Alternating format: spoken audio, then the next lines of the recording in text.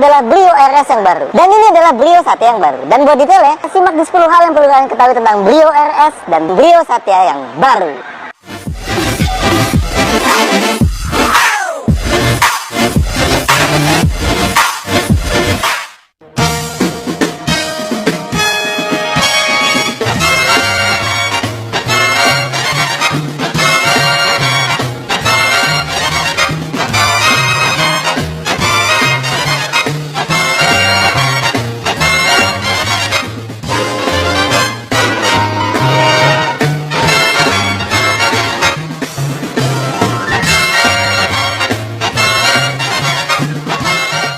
Satu, generasi baru.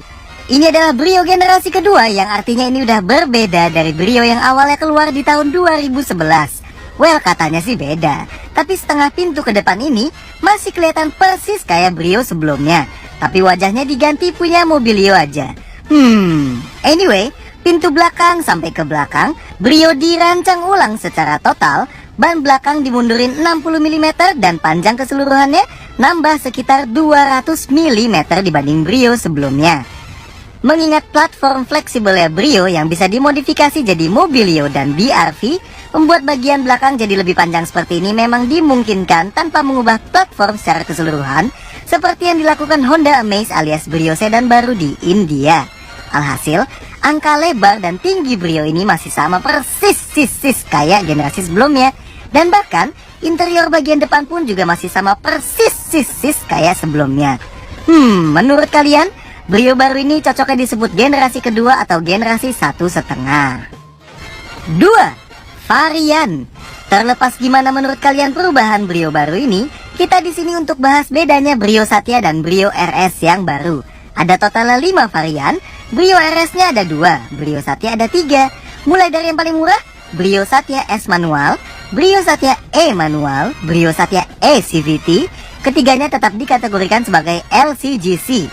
Lanjut, Brio RS manual dan Brio RS CVT. Hingga sekarang belum ada harga resmi yang diumumkan. 3. Eksterior mirip Mobilio. Jadi apa aja beda eksterior Brio Satya dan Brio RS? Yang jelas kalau dibanding sebelumnya, ini kayak Brio yang operasi plastik pakai tampang Mobilio. Emang kelihatannya simple, tapi ini ngubah semua komponen di depan, termasuk kap mesin, bumper depan, lampu, grill, sampai fender depan. Bagian depan RS dan Satya kelihatan hampir sama persis. Bedanya, kalau varian RS pakai grill warna hitam, kalau yang Satya pakai warna krom. Kerennya, grill ini langsung nyambung ke bagian dalam lampu, dan di RS, bagian dalam lampunya jadi warna hitam juga, yang di Satya warna krom.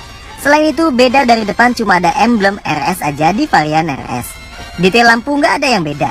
Lampu kecil LED dan sisanya halogen, kecuali di varian Satya S yang nggak ada fog lampnya. Oh, dan coba tengok ke atas. Kalau atap varian Satya sewarna body, atapnya varian RS khusus yang warna Phoenix Orange Pearl ini, warna piano black ala-ala Mobilio RS dengan warna yang sama. Sedangkan yang warna lain tetap body color. Sampingnya, kelihatan kan pilar B ke depan masih mirip sama Brio sebelumnya, tapi pilar B ke belakang udah beda. Nah, perbedaan antara Satya sama RS ada di lampu sein spion, velg, dan pilar B. Varian Satya mau yang S dan yang E, pilar B-nya sewarna body, sedangkan varian RS udah dikasih cover plastik hitam gini. Varian Satya lampu seinnya kepisah di fender, dan spionnya jadi kelihatan polos. Varian RS nyatu langsung di lampu sein, dan kelihatan jadi keren gini. Velg varian Satya S 14 inci pakai dop, Satya E 14 inci single tone, dan RS 15 inci dual tone.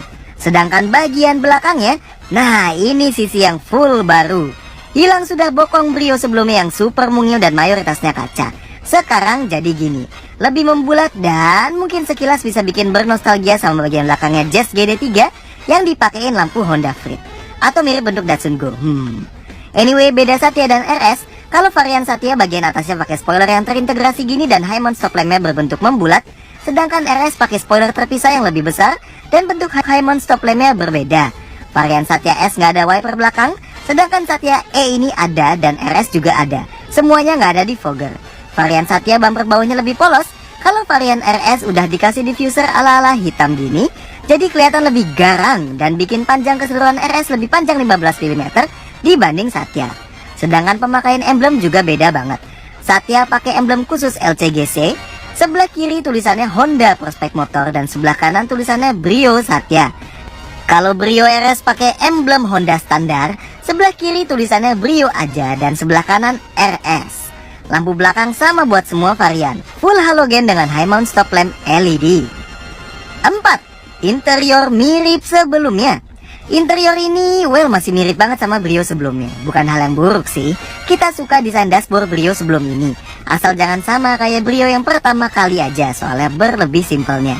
Anyway, interior Satya kalau tadinya dashboardnya dual tone hitam beige dengan door trim beige, sekarang dashboard dan door trimnya full hitam dengan pilar A, plafon dan jok ivory.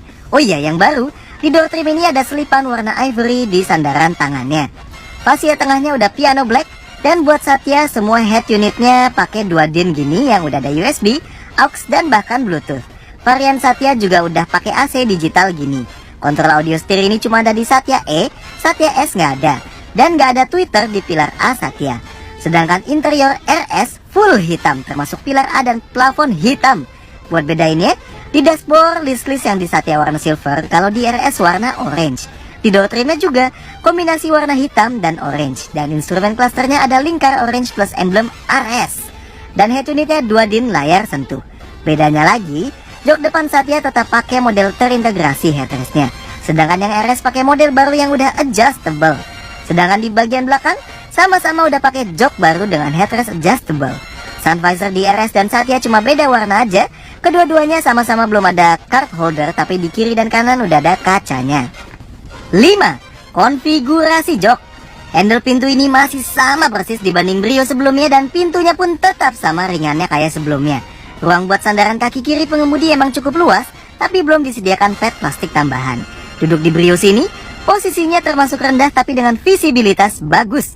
RS dan Satya sama-sama nggak ada pengatur ketinggian joknya, jadi pengaturan di sini hanya recline dan slide aja.